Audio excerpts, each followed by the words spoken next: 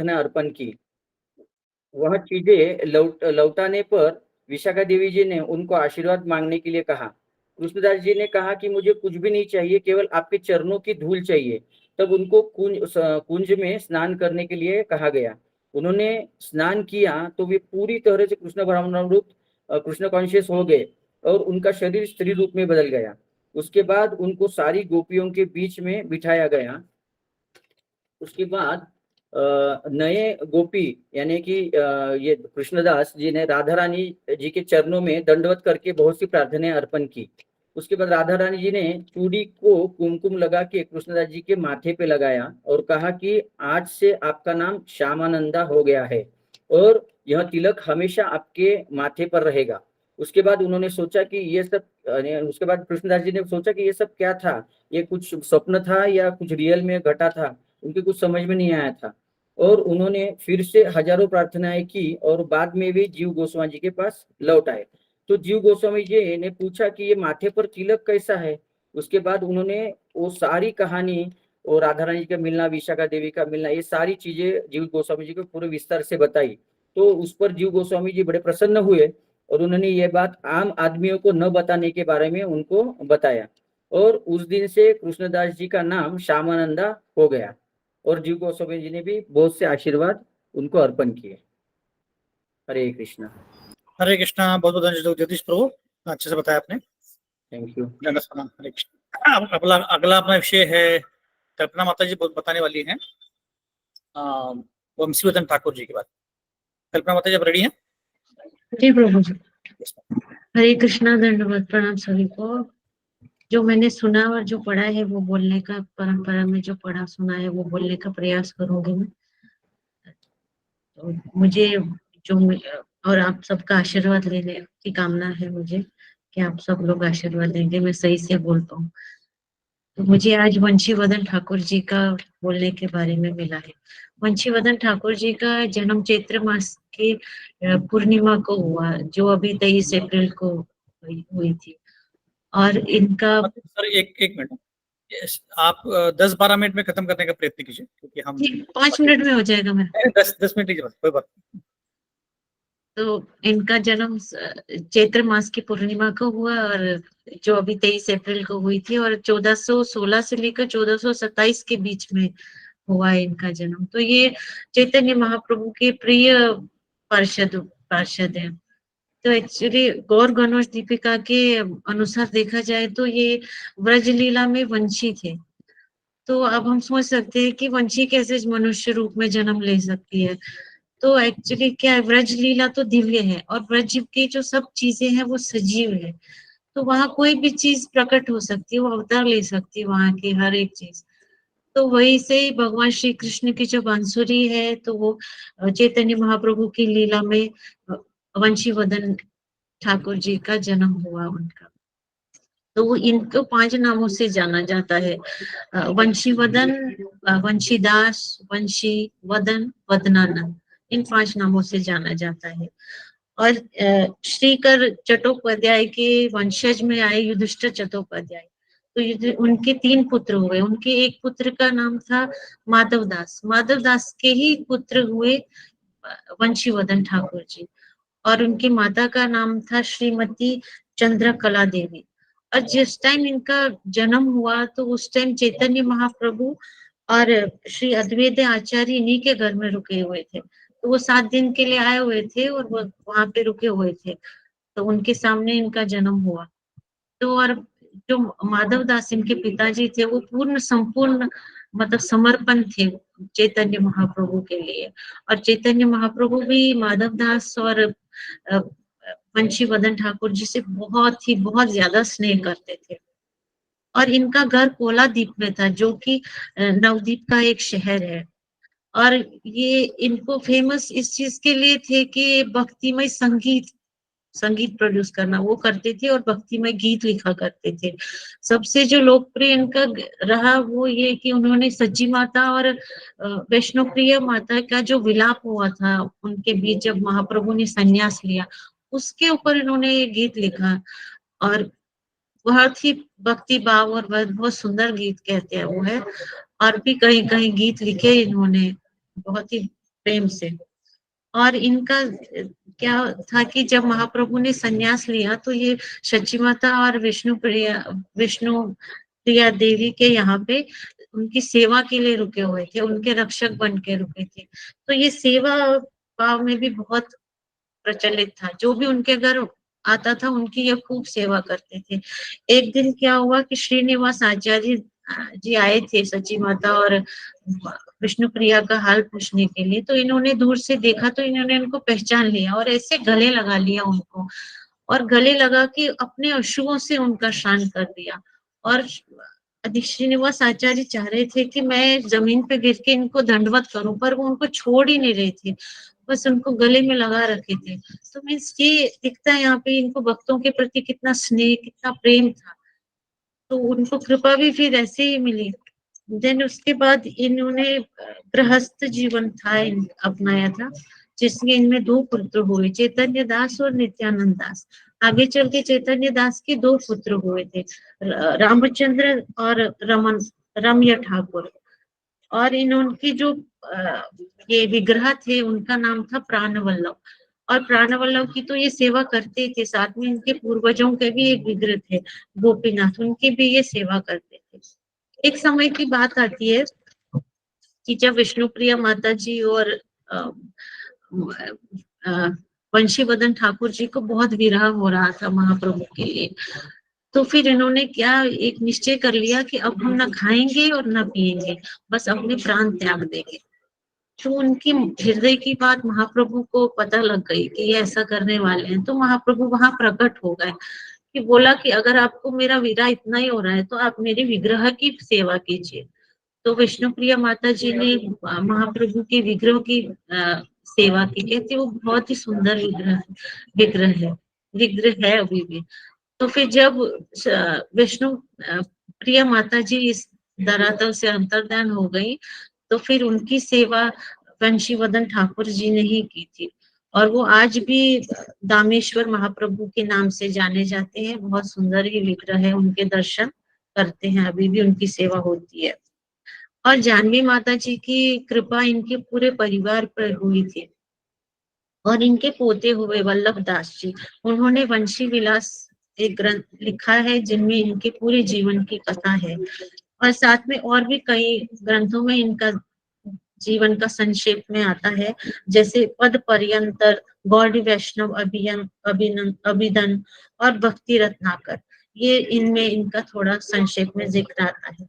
और अंतिम दिनों में इन्होंने अपने जो पूर्वज थे उनके यहाँ पे बिलवा गांव में अपना जीवन बिताया।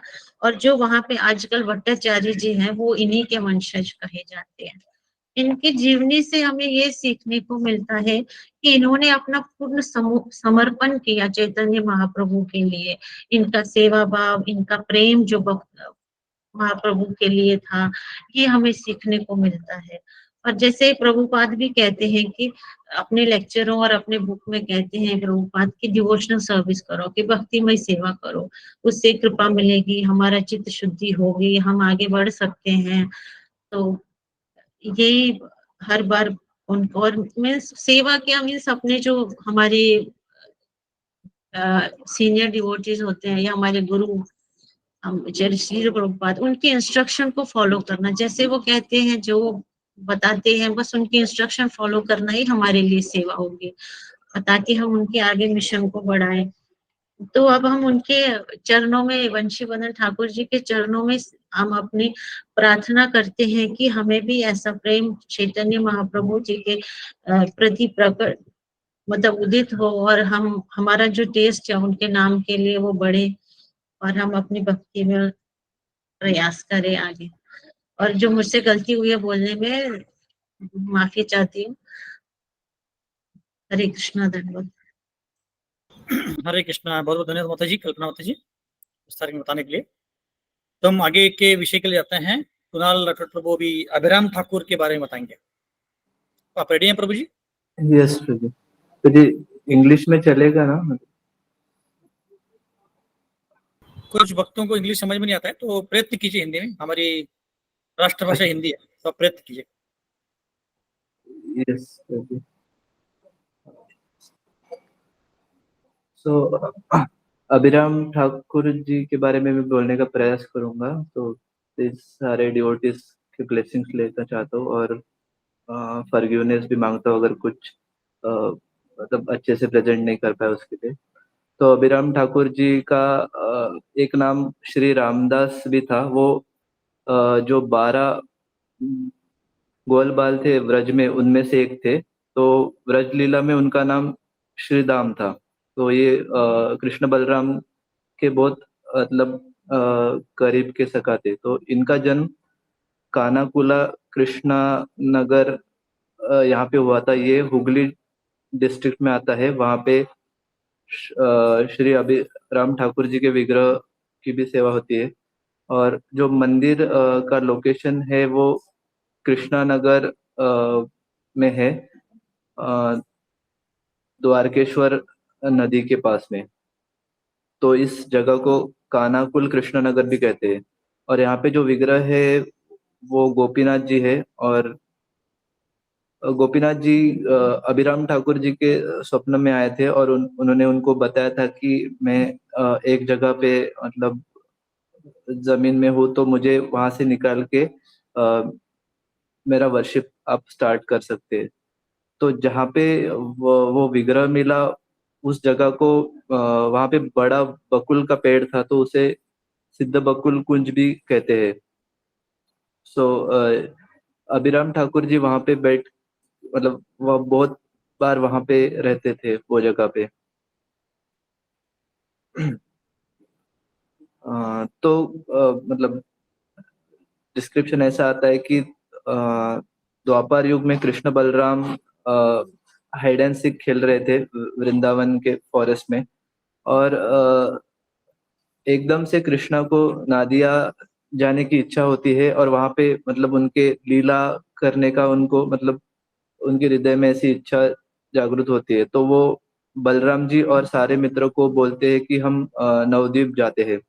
बट इसी दौरान श्रीदामा जो कि मतलब अभिराम ठाकुर है वो वहां पे रह जाते हैं, मतलब गुफा में छुपते हैं और ये सब चले जाते हैं नाडिया और वो वहां पे रहते हैं।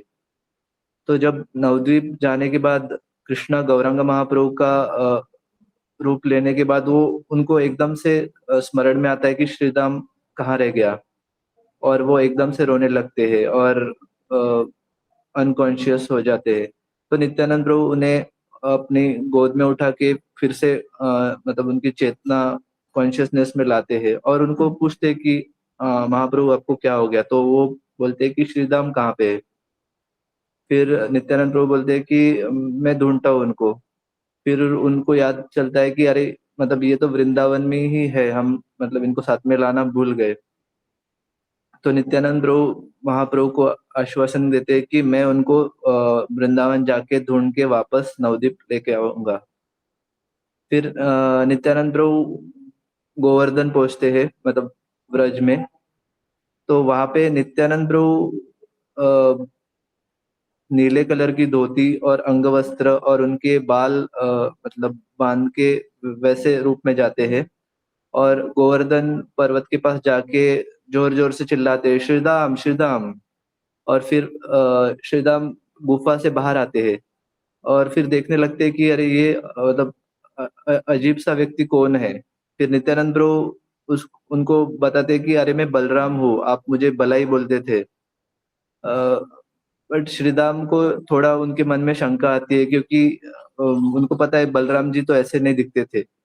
फिर वो उनको पूछने लगे कि आप बलराम हो, ये मतलब कैसे मैं इस पे यकीन कर सकता हूँ। तो तब वो बोलते हैं कि आपको एक चीज करनी पड़ेगी। आप मतलब मेरे हाथ पे टाली देके आपको पूरा गोवर्धन का चक्कर लगाना पड़ेगा 4 बार। तो ये फिर नित्यानंद प्रभु बोलते हैं हाँ ठीक है मतलब। फिर वो गोवर्धन के चक्कर लगाते हैं और आखिर में श्रीदाम को पकड़ लेते हैं। तो तब श्रीदाम को मतलब भरोसा आता है कि हाँ ये बलराम जी ही है। फिर श्रीदाम उनको पूछते हैं कि अरे आप थक गए होगे तो हम थोड़ी देर आराम कर लेते हैं, आपने इतने मतलब 4 चक्कर लगाए गोवर्धन जी के। तो वो बोलते हैं कि नहीं, हमें जल्दी जाना है क्योंकि वहां पे कृष्णा मतलब आपके विरह में बहुत अस्वस्थ है, तो हमें जल्दी नवद्वीप जाना पड़ेगा। तो श्रीदाम बोलते हैं कि फिर से मैं भौतिक जगत पे नहीं जाना चाहता हूँ, मुझे फिर से किसी के मतलब कोख में जन्म लेना पड़ेगा। तो नित्यानंद प्रभु बोलते हैं कि नहीं नहीं, आप सिर्फ मेरे साथ चलो, बाकी कृष्णा सब मतलब मैनेज कर लेंगे। तो श्रीदाम हंसते हैं और बोलते हैं कि ठीक है चलते हैं, बट आपको मुझे आपके कंधों पे उठाना पड़ेगा, ऐसा वो जिद करते हैं। फिर नित्यानंद प्रभु बोलते हैं कि हाँ, ठीक है, मतलब आप पैदल भी चल सकते हैं, बट श्रीदाम बोलते हैं कि नहीं, जब हमारी साइड हार जाती थी तो कृष्णा भी मुझे मतलब कंधे पे उठा के लेके जाते थे, तो इस बार आपको लेके जाना पड़ेगा। हाँ, तो फिर हाँ, फिर ये दोनों मिलके नवद्वीप पहुंच जाते हैं।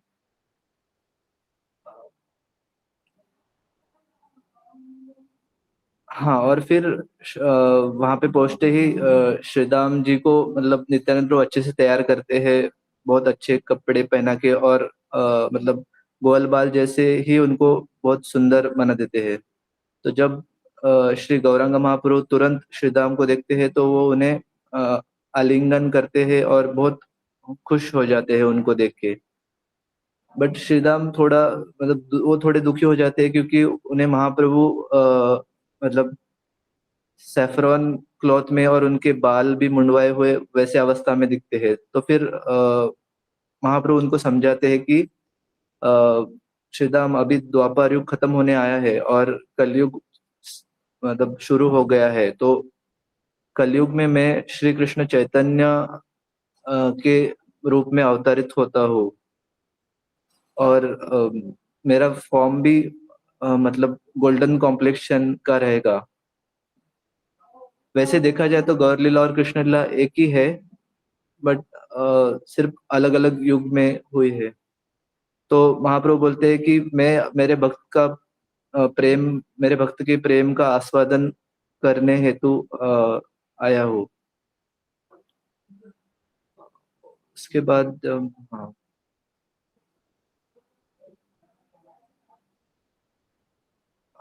और फिर नित्यानंद प्रभु भी बोलते हैं नहीं, फिर जब महाप्रभु वहां से मतलब चले जाते हैं तो अभिराम, हाँ, फिर श्रीदाम जी को नित्यानंद प्रभु अभिराम ये नाम देते हैं। वो बोलते हैं कि राम और कृष्ण में कोई अंतर नहीं है, तो आपका अभी से नाम अभिराम रहेगा। फिर अभिराम ठाकुर विदर्भ गोसाई जो नित्यानंद प्रभु के पुत्र है, उनके साथ रहने लगते हैं। और अब फिर धीरे धीरे जब अभिराम ठाकुर एक बड़े प्रचारक बनते हैं और जो कृष्ण भक्ति का बहुत प्रचार करते हैं। अभिराम ठाकुर की एक खासियत थी, उनके पास एक चाबुक हुआ करता था, उसका नाम जय मंगल ऐसा था। तो वो जिसको भी वो उससे छूते थे तो वो तुरंत कृष्ण भक्त बन जाता था। तो ये था अभिराम ठाकुर जी के बारे में। तो हमें इनसे मतलब एक सीख ये ले सकते हैं कि जब भी हमें कुछ भी संशय आए कि भगवान के बारे में या कुछ शास्त्रों के फिलोसफी के बारे में, तो हमें गुरु साधु शास्त्र का रेफरेंस लेना चाहिए। मतलब ऐसा नहीं कि ब्लाइंडली फॉलो करना चाहिए। तो गुरु साधु शास्त्र हमें हमेशा सही मार्ग पे रहने के लिए मदद करेंगे। हरे कृष्ण। हरे कृष्णा। बहुत धन्यवाद कुणाल प्रभु। आपने हमें बहुत अच्छे से अभिराम ठाकुर जी के बारे में बताया। जैसे प्रभु जी बता रहे थे, अभिराम ठाकुर बहुत ही शुद्ध भक्त थे। तो वो जिसको भी अपनी जय मंगल से मारते थे उसको शुद्ध भक्ति मिलती थी। तो ऐसे कई सारे किस्से हैं कि जहाँ पे वो, अगर कोई शुद्ध भक्त नहीं है, उसके मन में कोई भी भौतिक आसक्ति है और उसको वो अगर दंडवत करते थे तो वो उस व्यक्ति की तुरंत मृत्यु हो जाती थी। और अगर कोई ऐसा अर्च विग्रह है जिसके ऊपर, जिसमें सही में कृष्ण भगवान बसे नहीं है और उसको दंडवत करते तो वो टूट जाता था। ऐसे कई बार हुआ है। और जो रघुनंदन आचार्य जिन्होंने वो लड्डू दिया था भगवान को, तो उनको मिलने के लिए एक बार आते हैं अभिराम ठाकुर। और फिर ऐसे बताया जाए कि सब लोगों को पता होता है कि अभिराम ठाकुर अगर उनको दंडवत मारेंगे तो इनकी मृत्यु हो सकती है, इसलिए उनको बचाते हैं सब लोग। फिर आखिरकार दोनों की मुलाकात होती है और दोनों एक दूसरे को दंडवत देते हैं, और रघुनंदन ठाकुर को कुछ नहीं होता है। वैसे एक संक्षिप्त में कथा आती है, तो हम समझ सकते हैं कि अभिराम ठाकुर कितने शक्तिशाली हैं। कि ऑब्वियसली वो श्रीधाम जो कृष्ण भगवान के बहुत निकट सहचारी हैं, सहचर हैं, तो उनके अवतार है, तो वो उपदी है Gauri. Hare Krishna. Thank you Kunal bro. तो अभी हम भागवतम के टॉपिक के बारे में चर्चा करेंगे। तो पिछली बार हमने जब एक टॉपिक चर्चा में लिया था तो भागवतम को हमने विराम दिया था, तो हम वहीं से आरंभ करने वाले हैं। तो हम तीसरे स्कंद के विषयों से चालू करेंगे। स्क्रीन शेयर करूंगा। तो आज हम जो विषय चर्चा करने वाले हैं, इस विषय के ऊपर चर्चा करने वाले वो है वराह देव का अवतरण। तो हमने अभी तक चर्चा किया है तीसरे स्कंद में विदुर जी और मैत्रेय जी के संवाद के बारे में। मेरी आवाज सबको ठीक से आ रही है? तो अभी तक हमने चर्चा किया है विदुर जी और मैत्रेय के संवाद के बारे में। और पिछली बार हमने जब भी चर्चा किया था वहां पे हमने देखा था कि विदुर जी और मैत्रेय भी संवाद कर रहे हैं।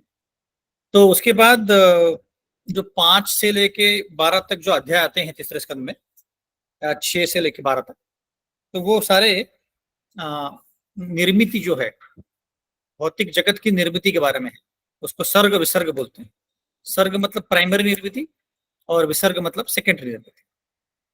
तो प्राइमरी निर्मिति जो है, भगवान पहले सारे उनको ब्रह्मा जी को इंग्रेडिएंट्स देते हैं। जैसे कोई कुकिंग कर रहे हैं, माता जाए अगर कुछ किचन में नहीं, तो वहां पे सारे इंग्रेडिएंट्स रखे होते हैं।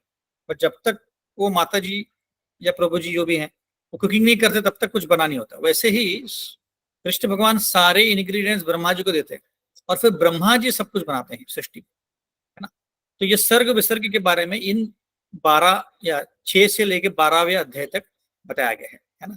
तो आज से हम क्या करेंगे, थीम वाइज चर्चा करेंगे, क्योंकि अगर हम श्लोका वाइज जाएंगे तो फिर बहुत टाइम लग जाएगा। और ये जो निर्मिति वाला सेक्शन है काफी फिलोसॉफिकल है, तत्वत से भरा हुआ है। तो ये अच्छा है कि हम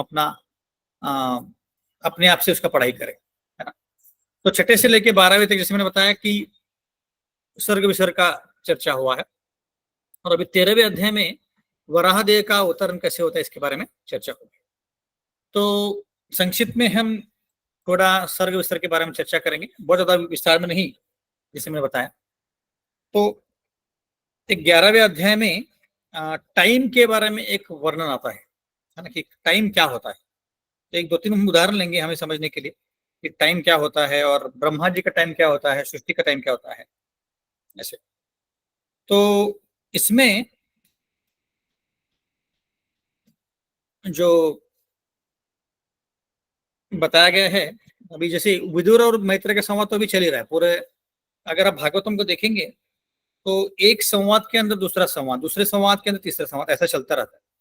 जैसे सुखदेव गोस्वामी ने परीक्षित महाराज को बताया, फिर वहां से सुन के सूत गोस्वामी ने शौनकादि ऋषि को बताया, और इन दोनों के बीच में अलग अलग जो संवाद हुए हैं, विदुर जी और मैत्रेय, नारद मुनि और युधिष्ठिर महाराज, फिर बीच में नारद मुनि और वसुदेव, इनके बीच में जो संवाद होता है उसका कनेक्शन आता है ना। वैसे ही अभी विदुर जी और मैत्रेय के बीच में अभी भी चल रहा है संवाद। तो टाइम के बारे में बताते हैं। तो आप अगर देखेंगे तो 11वें अध्याय में 5 श्लोक से 12 श्लोक तक यहाँ पे टाइम के बारे में वर्णन आया। तो इसकी खास बात क्या है कि जैसे टाइम जो होता है, अभी हमारे पास जो टाइम होता है वो मिनी सेकेंड्स या माइक्रो सेकेंड्स होता है, या नैनो सेकेंड तक जाते हैं हम लोग। पर यहाँ पे टाइम को वर्णन दिया है, परमाणु करके दिया है, जो सबसे लोवेस्ट एटम है, लोवेस्ट टाइम, स्मॉलेस्ट पार्टिकल वस्तु। अब ये जो टाइम है इतना छोटा है कि जो हम सेकंड में उसको गिनते हैं, सेकंड, माइक्रो सेकंड, मिली सेकंड या नैनो सेकंड, उससे भी कम है। इसका मतलब है कि जो साइंटिस्ट हैं उसको गिन ही नहीं पाएंगे, इतना कम उसका ड्यूरेशन है इस परमाणु का, ऐसे। और फिर उसके बाद एक अणु बनता है 2 परमाणु से, और फिर एक त्रसेणु बनता है 3 अणु से। ऐसे करते करते 5वें या 6ठे मतलब निमेश, निमेश मतलब 8/15 सेकेंड, मतलब माइक्रो सेकेंड बोल सकते हैं, बहुत छोटा होता है। और जो क्षण होता है, 3 निमेश का, और जो होता है 8/5 सेकेंड का। इसका मतलब ये भी 1-2 सेकेंड से कम है ना। और फिर काष्ठा होता है जो 8 सेकेंड का होता है। ऐसे करते करते बहुत सारे अलग अलग मेजरमेंट का वर्णन यहाँ पे आता है, ऐसे है ना। और फिर उसके बाद जो ब्रह्मा जी हैं, उनके जीवन का वर्णन आता है कि उनका जीवन कितना लंबा होता है ना। तो ब्रह्मा जी के जो जीवन होता है वो भी 100 साल का होता है ना। पर उनके जो पहले 50 साल होते हैं उसको परार्ध बोलते हैं, है ना। और जो लास्ट के 50 साल होते हैं उसको द्विपरार्ध, है ना। मतलब पहला परार्ध और दूसरा परार्ध ऐसे बोलते हैं, है ना। और हर एक दिन जो होता है वो कई ट्रिलियन ईयर्स होता है, बहुत लंबा पीरियड होता है। तो ये ट्रिलियन ईयर्स जो होता है, हर एक दिन ब्रह्मा को कल्प बोलते हैं, है ना। जैसे हम बोलते हैं ना कि कभी कभी कल्प भेद हो गया, इस कल्प में नहीं कोई और कल्प में वो घटना घटित हुई, ऐसा हम चर्चा करते हैं। तो वो इसी की बात कर रहे हैं कि इस दिन में नहीं ब्रह्मा जी के, कोई और दिन में वो घटित हुआ था। और वो क्या है हम चर्चा करेंगे। यहाँ पे वराहदेव के वर्णन में वो आएगा कि कौन से कल्प में क्या हुआ था, है ना। ऐसे तो ब्रह्मा जी का जो पहला दिन होता है ना, पहले परार्थ का पहला दिन, कि 2 परार्थ हैं, फर्स्ट और सेकंड सेक्शन। फर्स्ट सेक्शन को बोलते हैं परार्थ, तो दूसरा सेक्शन को भी परार्थ ही बोलते हैं, दूसरा परार्थ। तो पहले परार्थ का पहला दिन जो होता है उसको ब्रह्म कल्प बोलते हैं, है ना। और दूसरा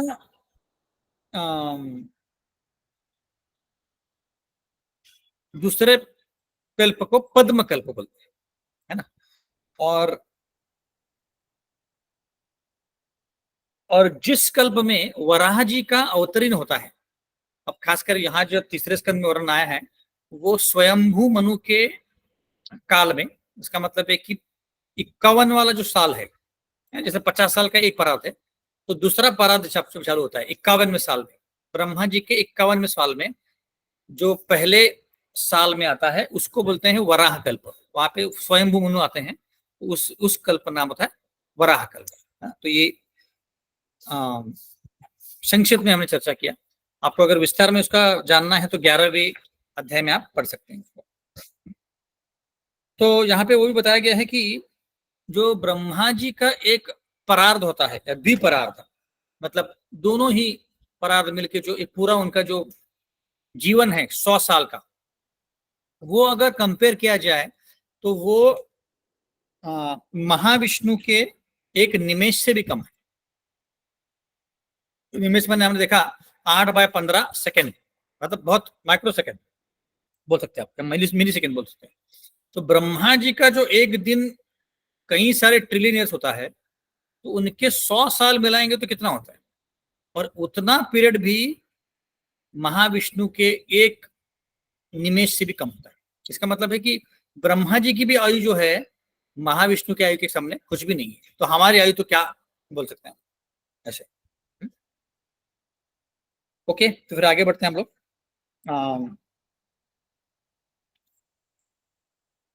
तो 12वें अध्याय में और एक वर्ण आता है कि ब्रह्मा जी अलग अलग चीजें बना रहे हैं। तो सृष्टि का निर्माण कैसे हुआ, अब उनको जो प्रजनी बनानी है, लोगों को मतलब पॉपुलेशन इंक्रीज करना है, उसके लिए भी कार्य कर रहे हैं। और उसके पहले वो 5 अलग अलग इग्नोरेंस जो बोलते हैं या अज्ञान, उसकी निर्मिति करते हैं। 5 अलग अलग अज्ञान बनते हैं। यह आता है 12वें अध्याय में, तीसरे स्कंद के 12वें अध्याय में आता है। वो क्या क्या है। पहला है अविद्या। अविद्या मतलब तमा, मतलब क्या कि जो लोगों को ज्ञान नहीं है, जिन लोगों को पता ही नहीं है कि अध्यात्म क्या होता है, ये शरीर नहीं आत्मा है हम लोग, उसको बोलते हैं अविद्या, या जिसको तमह बोलते हैं। उसके बाद होता है अस्मिता। अस्मिता मतलब मोह। अब मोह मतलब क्या कि मैं भूल गया हूं कि मैं आत्मा हूं, मैं शरीर नहीं हूं। तो क्या करता हूं कि रोजाना जिंदगी में मैं भूल जाता हूं कि मैं कौन हूं, तो उसको बोलते हैं मोह, है ना। तो अस्मिता या मोह, ये दूसरा अज्ञान है। तो जैसे जैसे ये अज्ञान बढ़ता है तो उसका जो इंटेंसिटी है या उसका जो क्या बोल सकते हैं उसको इफेक्ट है एक व्यक्ति के ऊपर बढ़ते जाता है ना। जैसे भगवद गीता में वर्णन आता है कि 3 प्रकार के कवरिंग होते हैं कोई भी जीव के ऊपर, है ना। तो जो पेड़ होता है, पेड़ के ऊपर सबसे ज्यादा कवरिंग होता है, इसलिए उनको चेतना बहुत कम होती है। जो प्राणी होते हैं उसके ऊपर थोड़ा कम कवरिंग होता है पेड़ के कंपैरिजन में, तो इसमें थोड़ी ज्यादा चेतना होती है। और जो मनुष्य होता है उसके ऊपर और भी कम कवरिंग होती है, इसलिए इसको चेतना होती है ज्यादातर, है ना।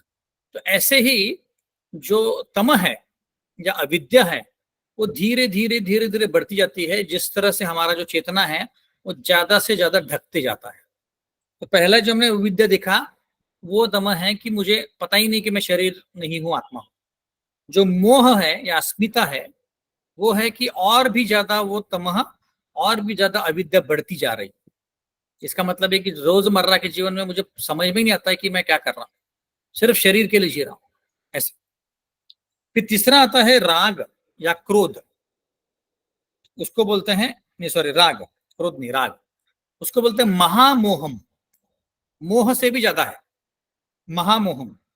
उसका क्या है कि उसको क्या लगता है कि सब कुछ मेरा है, ये घर मेरा है, ये गाड़ी मेरी है, ये फैमिली मेरी है, सब कुछ मेरा है। उसको बोलते हैं महामोहम, है ना। तो जो फॉल्स प्रोप्राइटरशिप होती है, या हम जैसे अभी संडे के क्लास में चर्चा कर रहे हैं, जो स्वामित्व का भाव है, गलत स्वामित्व का भाव है, ये बढ़ता है व्यक्ति को। उसको लगता है सब कुछ मेरा है। जैसे अभी रशिया और यूक्रेन में बीच में युद्ध चल रहा है, इजराइल हमास के बीच में युद्ध चल रहा है, तो उनका जो स्वामित्व का भाव है दोनों साइड से ज्यादा है, इसलिए उनको लगता है कि यह सब कुछ मेरा है और मेरा होना चाहिए।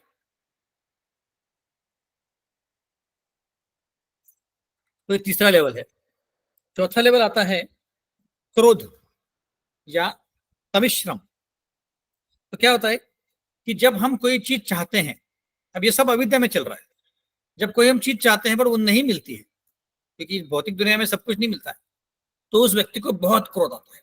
तो उसको बोलते हैं तमिश्रम या क्रोध, और उसको द्वेष भी बोलते हैं। ये चौथा लेवल है। इसका मतलब एक इतनी तीव्र इच्छा है कि अगर वो नहीं मिलती है तो क्रोध आ गया ऐसे। और फिर पांचवा और लास्ट है अभिनिवेश या अंध तमिश्रम। मतलब क्या कि यहाँ पे इतनी उत्कट या इतनी इंटेंस उसका जो अज्ञान है कि क्या होता है कि हर चीज में अगर कोई भी चीज मिलती नहीं है तो व्यक्ति जो है पागल हो जाता है और अचेतन हो जाता है, लगभग मृत्यु जैसे, ऐसे बोल सकते हैं हम। अंध मिश्रण मतलब एकदम इंटेंस, जैसे आप बोल सकते हैं कि प्राणी के स्तर पे अगर कोई चेतना होगा, उस स्तर पे व्यक्ति की चेतना होना, उसको बोलते हैं अंध मिश्रण। ये पांचवा लेवल है। इसका मतलब है कि जो अविद्या है उसके ऊपर अलग अलग लेयर्स डालते जाएंगे तो फिर आएगी अस्मिता, राग, क्रोध और फिर अभिनिवेश। इसका मतलब है कि ब्रह्मा जी ने ऐसे 5 अलग अलग लेयर्स बनाए हैं, है ना, अविद्या के, एक ही नहीं है। जैसे अविद्या के अलग अलग लेयर्स बनाए हैं। जैसे ईशोपनिषद में बोला गया है कि जो व्यक्ति जानता नहीं है खुद कौन है, अपने आत्मा को मारता है। तो वैसे ही यहाँ पे बताया गया है कि वो अविद्या के अलग अलग लेयर्स हैं। विद्या और अविद्या 2 अलग अलग चीजें होती है। विद्या मतलब जो ज्ञान, कौन सा, कि मैं शरीर नहीं हूं, आत्मा हूं, या मैटर और स्पिरिट के बीच में। और अविद्या मतलब वो आत्मा को छोड़ के बाकी सबका ज्ञान होता है ऐसे। तो ये बताया गया है इस 12वें अध्याय में। फिर उसके बाद क्या होता है कि 4 कुमारों का जन्म होता है ना, सनक, सनातन, सनंदन और सनत कुमार। अब क्या होता है कि ब्रह्मा जी को ये जो पूरा जो सृष्टि है उसको निर्मित करना है और जो मानव है उनको बढ़ाना है, ताकि जो जीव गर्भोदक्षय विष्णु के पेट में सोए हैं उनको लाके जो ब्रह्मांड उसको चलाना है। तो किसी को तो जनन करना पड़ेगा, है ना। तो वो 4 कुमारों को बोलते हैं उनके पुत्रों को कि आप इस पॉपुलेशन को बढ़ाइए, पॉपुलेशन को बढ़ाना पड़ेगा हमको। तो चार कुमार बोलते कि नहीं नहीं भाई, हम ऐसे भौतिक चीजों में बिल्कुल नहीं रहेंगे, हम ब्रह्मचर्य रह जाएंगे, है ना। तो ब्रह्मा जी को बहुत गुस्सा आता है।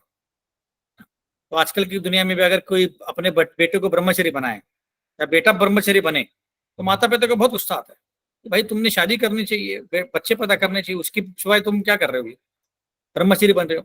वैसे ही ये चार कुमार ब्रह्मचर्य बन गए। तो ब्रह्मा जी को बहुत गुस्सा आया और उस गुस्से में उनके कपोल से एक जीव बाहर आया, उसका नाम है रुद्र, है ना। और उनसे फिर 11 रुद्रों का जन्म हुआ और फिर उन रुद्रों को संहार के लिए रखा गया। उनको बोला कि आप एक जगह शांत रहो और जब संहार होगा तो आपको बुलाया जाएगा, तो आप संहार करने की शक्ति, आप संहार करने का काम करो। और फिर उससे अलग अलग फिर जीव बनते हैं। तो 12वां अध्याय खत्म होता है और 12वां अध्याय के खत्म लास्ट में लिखा गया है कि फिर स्वयंभू मनु, उनके ब्रह्मा जी के शरीर से स्वयंभू मनु और उनकी पत्नी का जन्म होता है शत्रुपा, दोनों का जन्म होता है। और फिर स्वयंभू मनु और शत्रुपा अग्री करते हैं कि हम जो है सृष्टि का निर्माण आगे बढ़ाएंगे, हम जननी करना चालू करेंगे, प्रोजनी जो होती है उसको चलना चालू करेंगे। तो अभी ये जो 13वां अध्याय है यहाँ से चालू होता है। ठीक है, तो मैं एक एक श्लोक पढ़ती जाऊंगा और बताते जाऊंगा। ठीक है, ये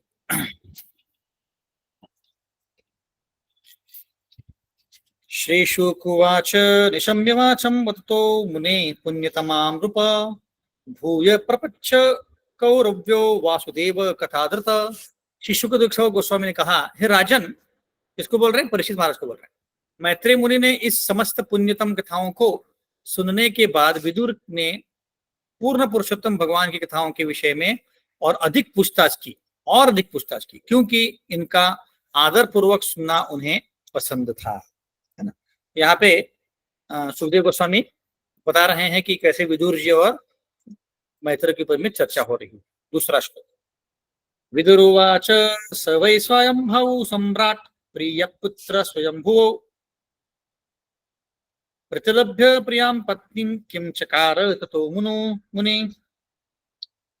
विदुर ने कहा, हे मुनि, ब्रह्मा के प्रिय पुत्र स्वयंभू ने अपनी अतीव प्रिय पत्नी को पाने के बाद क्या किया? तो अभी विदुर जी मैत्रेय मुनि को प्रश्न पूछ रहे हैं। तीसरा श्लोक, अब तक सबको कनेक्शन समझ में आ रहा है? हमने जो भी चर्चा किया अभी तक, कनेक्शन सबको समझ में आ गया? किसी को प्रश्न इसके बारे में?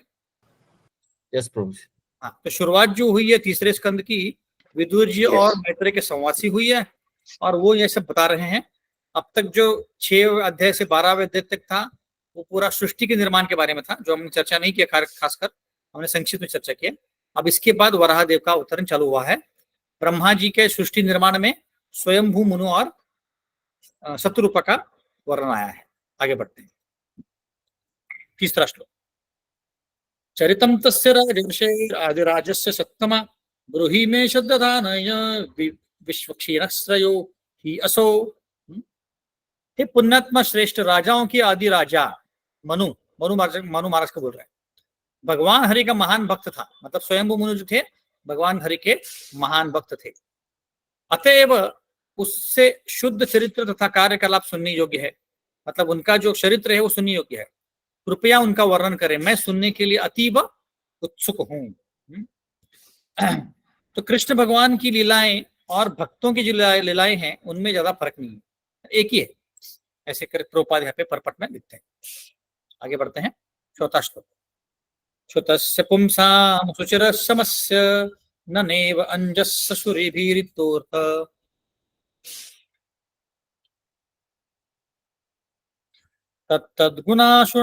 तत्तद्गुणानुश्रवणं मुकुन्द पदारविन्द हृदयेषु येषाम्। चौथा श्लोक,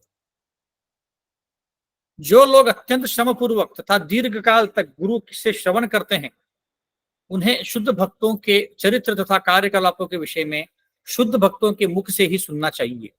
शुद्ध भक्त अपने हृदय के भीतर सदैव उन भगवान के चरण कमलों का चिंतन करते हैं जो अपने भक्तों का मोक्ष प्रदान करने वाले हैं।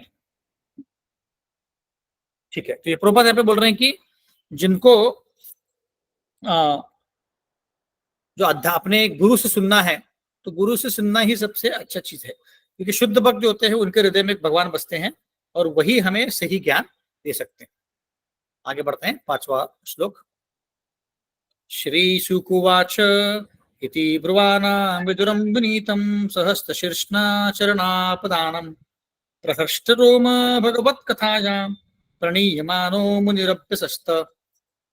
सुखदेव गोस्वामी ने कहा, भगवान कृष्ण विदुर की गोद में अपना चरण कमल रखकर प्रसन्न थे, क्योंकि विदुर अत्यंत विनीत तथा भद्र थे।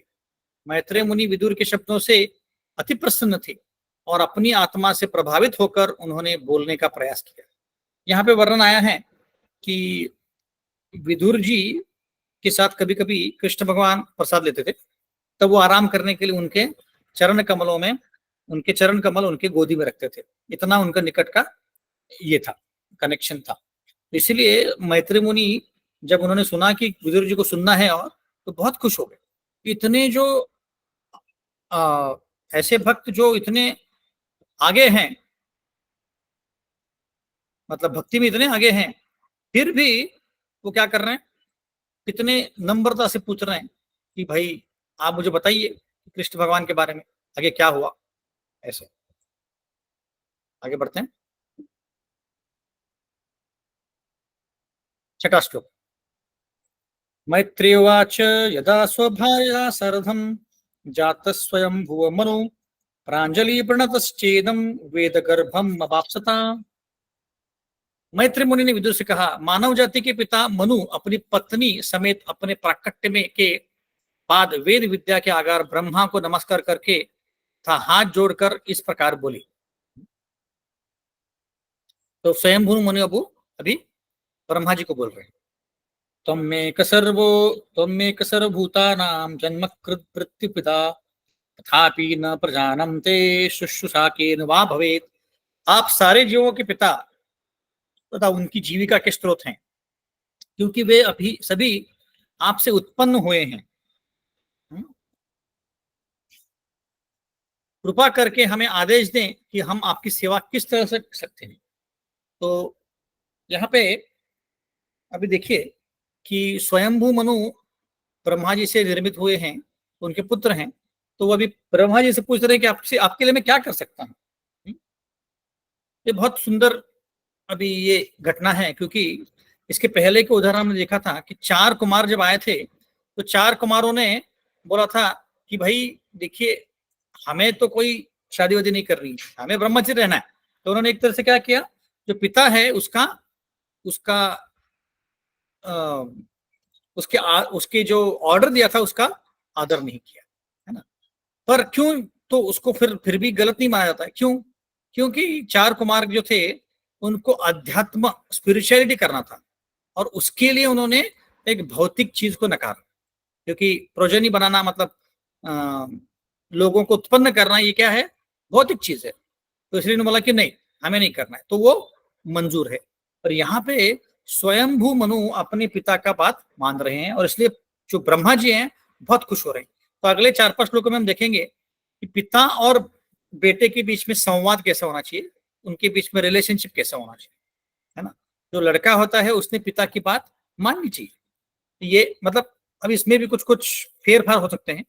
अगर पिता बोले कोई भौतिक चीज करने के लिए और वो बच्चे के या बेटे के आध्यात्मिक प्रगति में बाधा आ रही है तो फिर उसने वो नहीं करना चाहिए, है ना। पर अगर वो बाधा नहीं आ रही है तो वो कर सकता है, ऐसा करना चाहिए उसने। आगे बढ़ते हैं, 8वां श्लोक।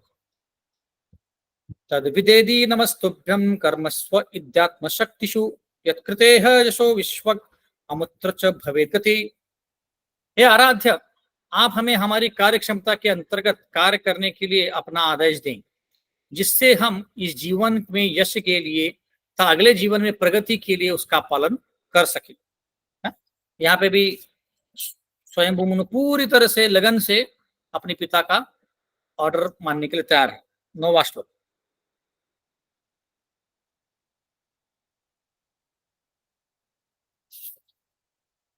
प्रभुपाद तात्पर्य में लिखते हैं कि तात्पर्य में ब्रह्मा जी से, नारद जी से और व्यास मुनि से कैसे ये ब्रह्म परंपरा आई है, ब्रह्म गौड़िया परंपरा, माधव गौड़िया परंपरा, इसके बारे में प्रभुपाद लिखते हैं। तो बोलते हैं कि जो ब्रह्मा जी से जो परंपरा आई है वो आध्यात्मिक परंपरा है, और जो स्वयंभू मनु से आई है वो भौतिक परंपरा। इसका मतलब क्या है कि शारीरिक स्तर पे स्वयंभू मनु का जन्म हुआ था, वरना ब्रह्मा जी ने जो आध्यात्मिक ज्ञान दिया था वो नारद मुनि को दिया था, नारद मुनि ने व्यासदेव जी को दिया, व्यासदेव जी ने फिर वो लिखा, और फिर वो वही जो आध्यात्मिक ज्ञान है आगे आगे आया। तो स्वयंभू मनु का ये भौतिक है, क्योंकि उन्होंने जन्म दिया था, शरीर के रिलेटेड है, इसीलिए बोल रहे। 9वां श्लोक। ब्रह्मोवाच प्रीतस्तुभ्यम अहम तात स्वस्ति सत् स्वस्तिताद्वाम हितीश्वर यन्निर्बालिकेन हृदा साधिमित्य आत्मानर्पितम। ब्रह्मा जी ने कहा, हे प्रिय पुत्र, हे जगत के स्वामी, मैं तुमसे अति प्रसन्न हूं और तुम्हारे तथा तुम्हारी पत्नी दोनों के कल्याण की कामना करता हूं। तुमने मेरे आदेशों के लिए अपना हृदय से बिना सोचे विचारे अपने आप को मेरे शरणागत कर लिया है। तो हम जो चर्चा कर रहे थे वही विषय है कि ब्रह्मा जी बहुत खुश हो गए कि हमारा जो बेटा है वो सुनने के लिए तैयार है। खासकर अभी कुछ ही दिन पहले चार कुमारों का यह एपिसोड हुआ था, इसलिए बहुत खुश हो गए, है ना। यहाँ पे हम देखते हैं अगर जो लड़का है पिताजी की बात मानने के लिए तैयार है, उनके जो इंस्ट्रक्शन तो मानने के लिए तैयार है, तो पिता जो है बहुत खुल के उसको ज्ञान दे सकता है और उसका कल्याण कर सकता है ना।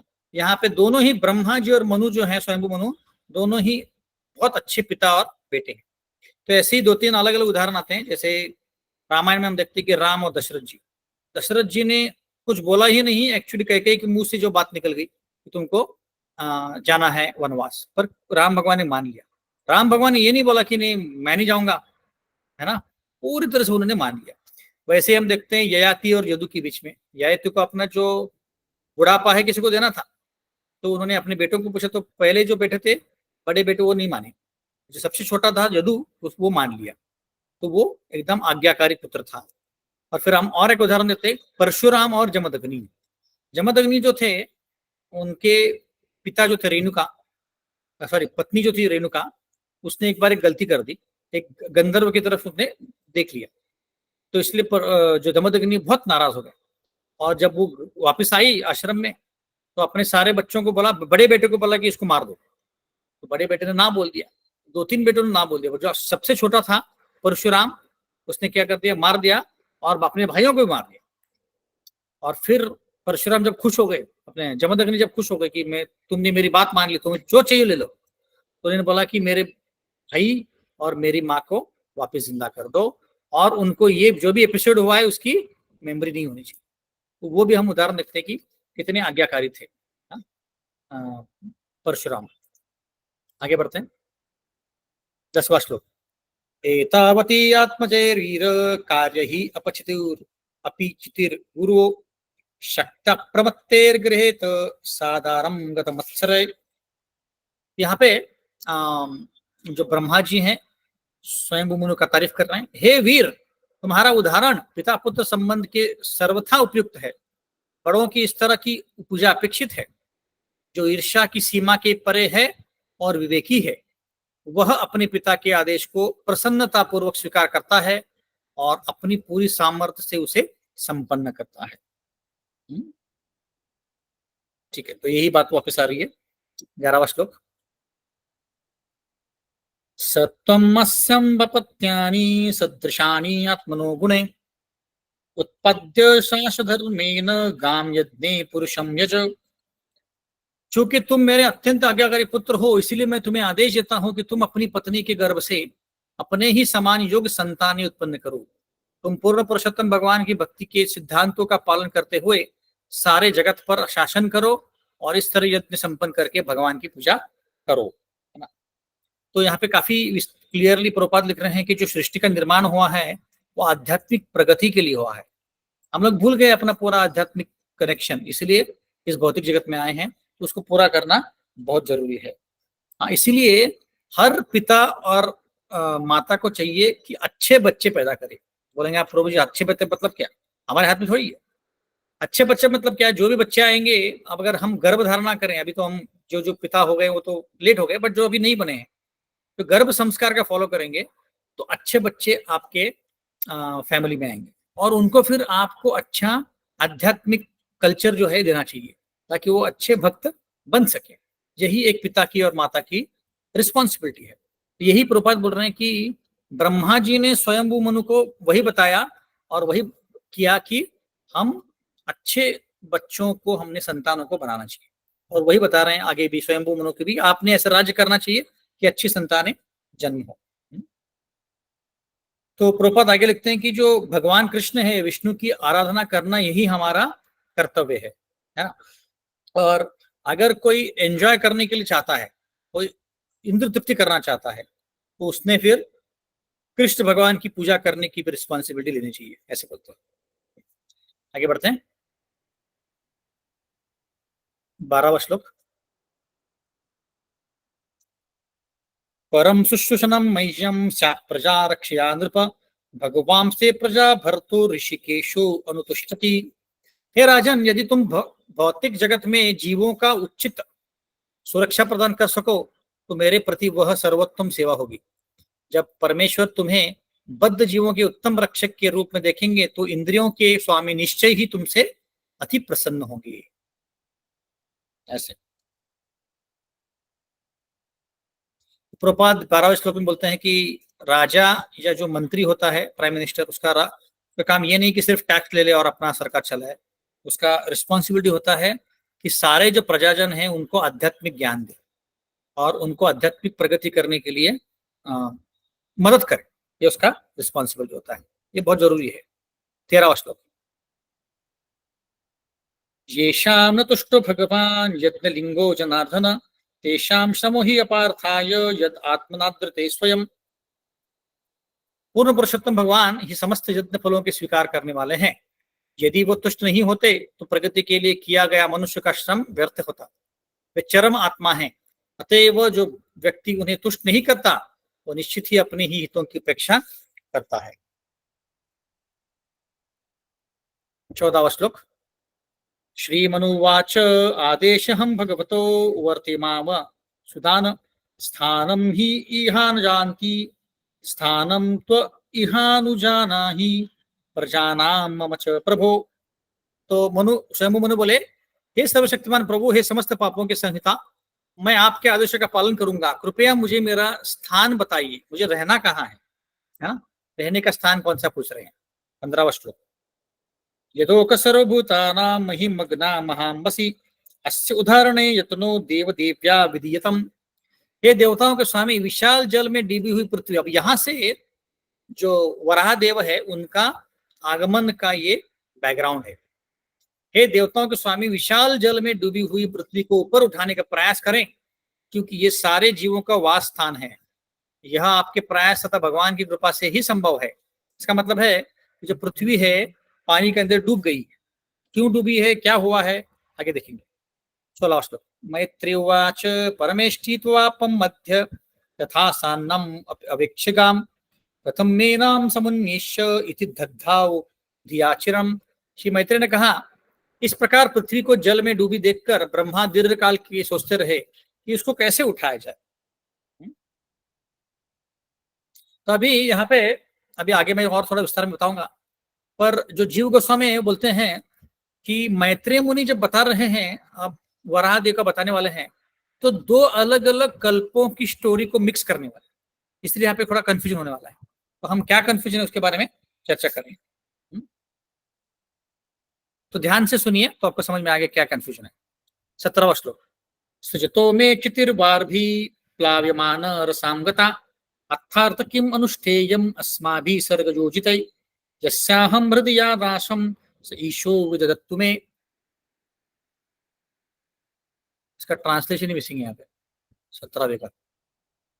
यहाँ पे ब्रह्मा ने सोचा, जब मैं सृजन कार्य में लगा हुआ था तो पृथ्वी बाढ़ से आप्लावित हो गई और समुद्र के गर्त में चली गई। हम लोग जो सृजन में इस कार्य में लगे हैं, भला कर ही क्या सकते हैं।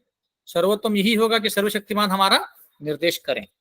तो अभी ब्रह्मा जी सोच रहे हैं कि करना क्या है, क्योंकि अभी जो पृथ्वी पानी के अंदर चली गई। 18वां श्लोक।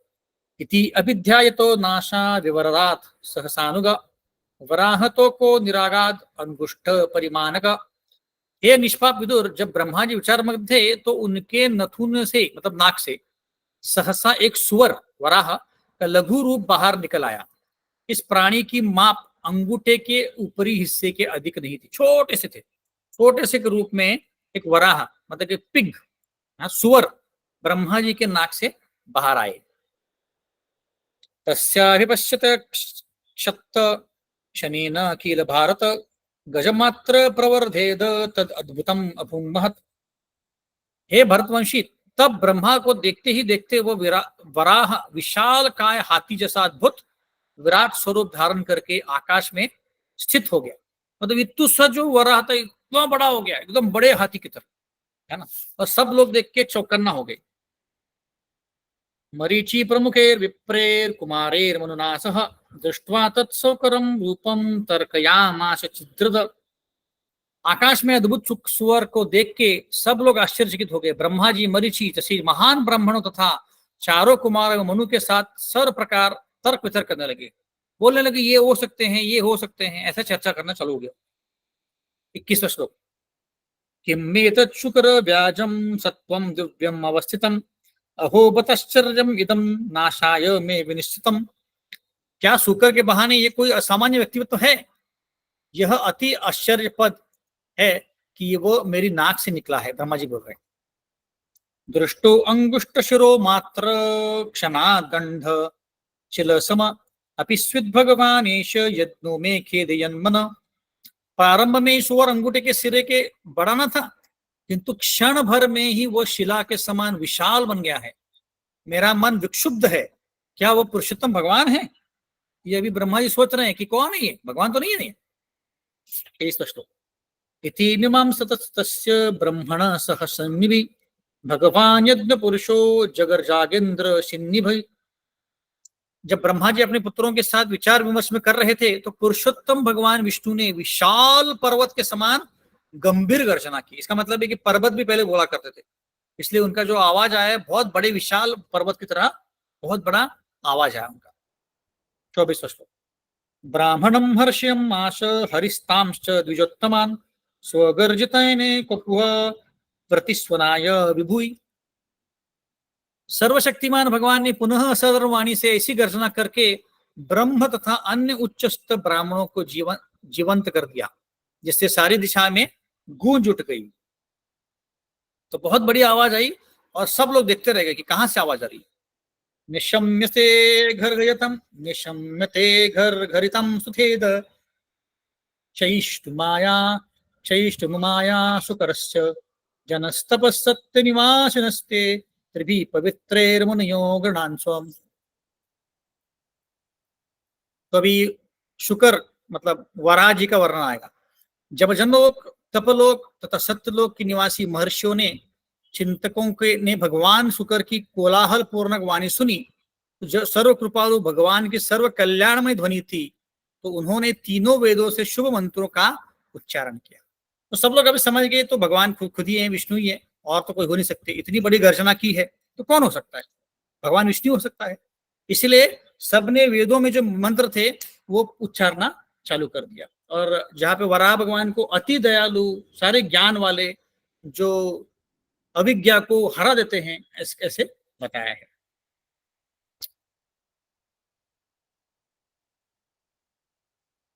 तेषां सतां वेद वितान मूर्ति ब्रह्मा वद्यात्म गुणानुवादम विनद्य भूयो विबुधो ददाय गजेन्द्रलीलो जलम विशेष।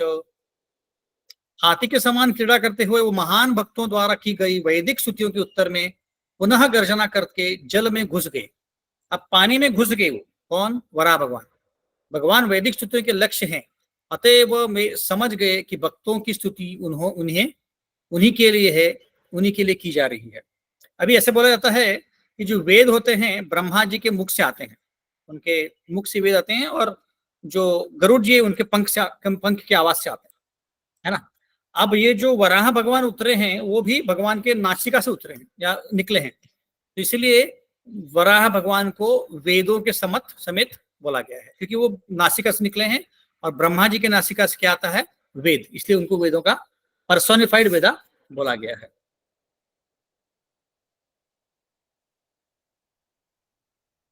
उक्षिप्त बाल खचर कठोर सता विदुन्वन खर रोमशक्पक पुरा कथाभ्री शतदम सकाक्षा ज्योतिर्भभासे भगवान महिद्र।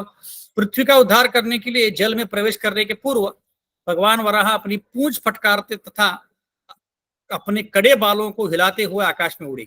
उनकी चितवन चमकीली थी और उन्होंने अपने खुरों तथा चमचमाती सफेद दाढ़ों से आकाश में बादलों को बिखेर दिया। इतने बड़े थे कि बादलों को बिखेर दिया। और जो सुअर होता है या कोई भी प्राणी होता है, जैसे कुत्ता होता है, बिल्ली होता है, जब उनके शरीर में पानी आता है तो क्या करते हैं, वो ऐसे शरीर हिला के वो पानी निकाल देते हैं। तो वैसे ही काम वराह भगवान ने किया है यहाँ पे। ऐसे आगे बढ़ते हैं। घ्राणेन पृथ्व्या पदवीं विजज्राम क्रोडोपदेश स्वयं मध्वरांगे करालदंष्ट्रापि करालदष्टम उद्विक्ष्य विप्राणतो विशतक्कम। वे साक्षात परम प्रभु विष्णु थे, अतएव दिव्य थे। फिर भी शुकर का शरीर होने के उन्होंने पृथ्वी को उसकी गंध से खोज निकाला। उनकी दाढ़ें अत्यंत भयावह थी। उन्होंने स्तुति करने में व्यस्त भक्त ब्राह्मणों पर अपनी दृष्टि दौड़ाई। इस तरह से वे जल में प्रविष्ट हो गए। अभी वो पानी में अंदर चले गए हैं और उनको ढूंढ रहे हैं।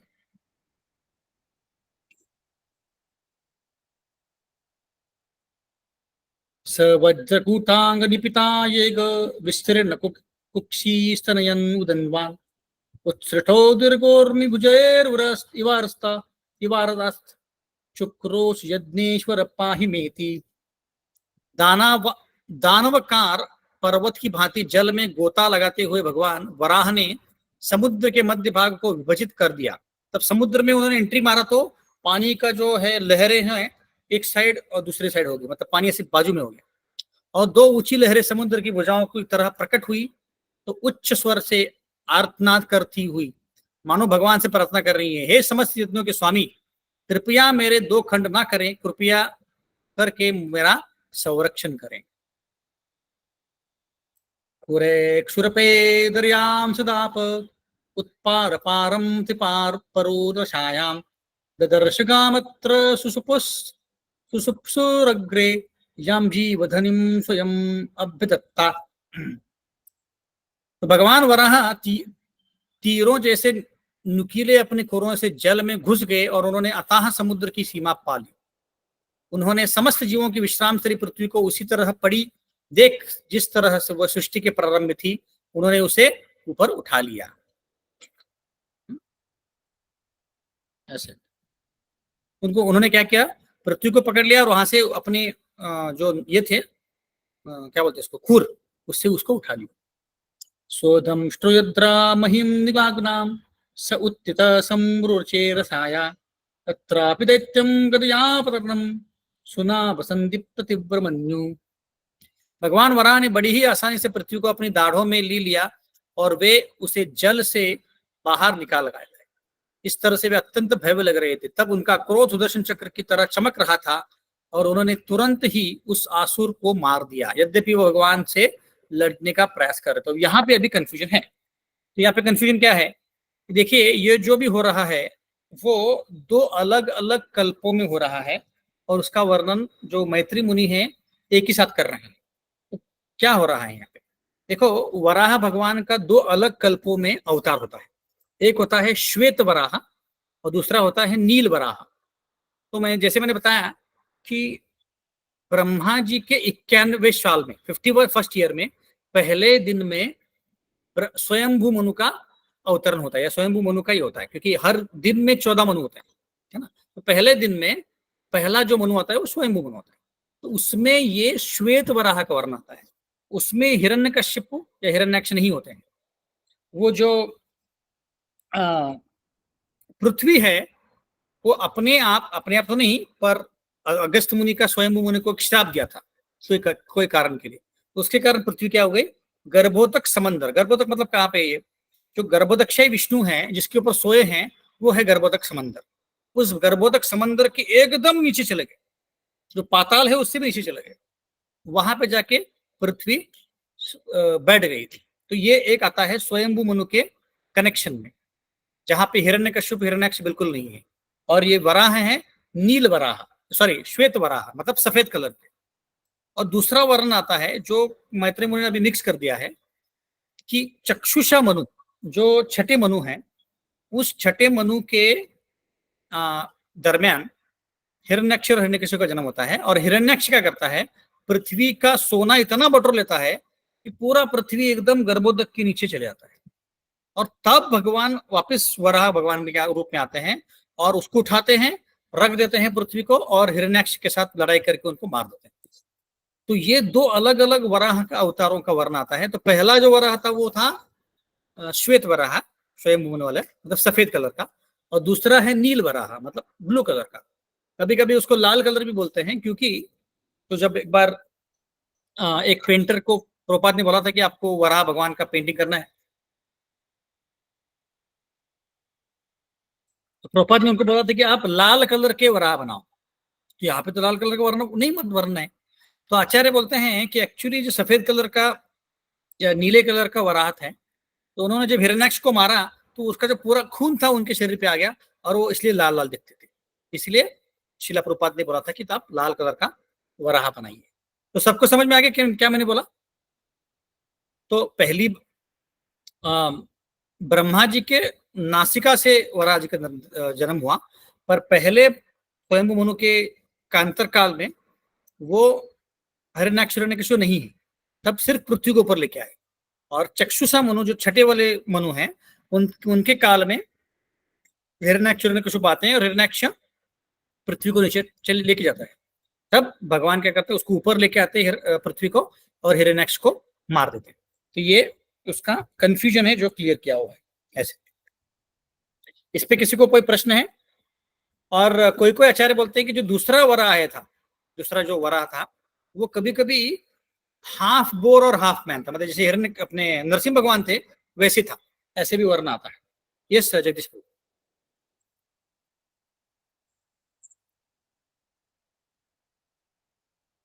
आप म्यूट पे अप्रूव। हरे कृष्णा।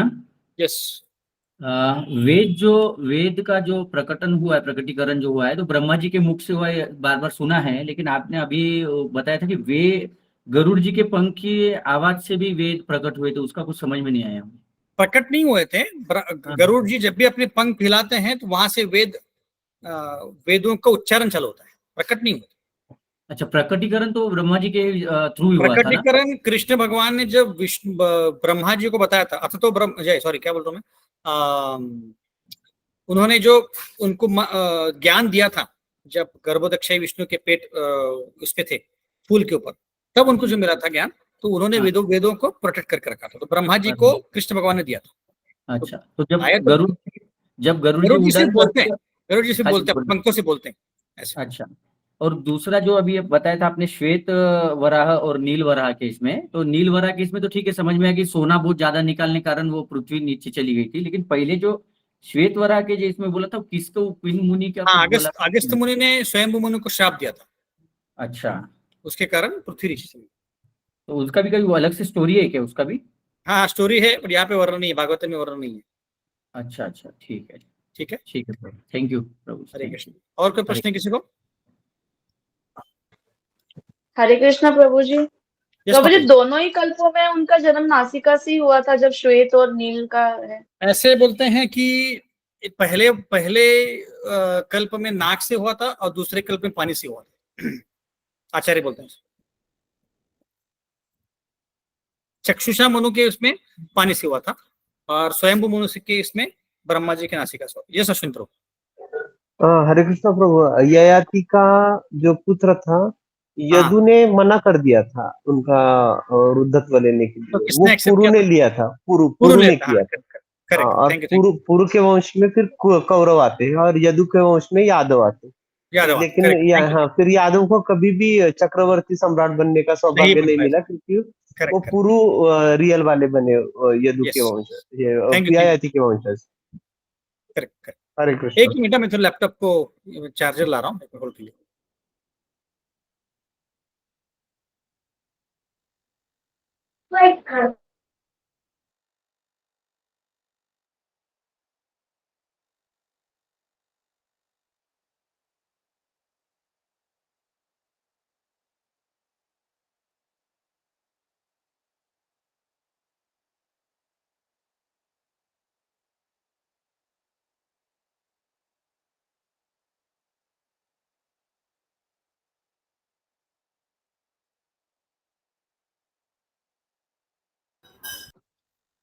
हरे कृष्णा। और कोई प्रश्न है किसी को?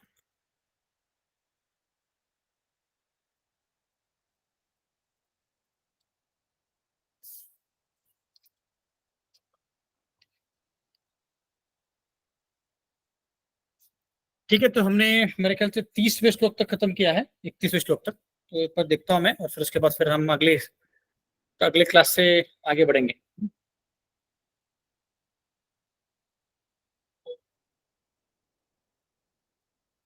ठीक है, मैंने काफी मेंशन किया है।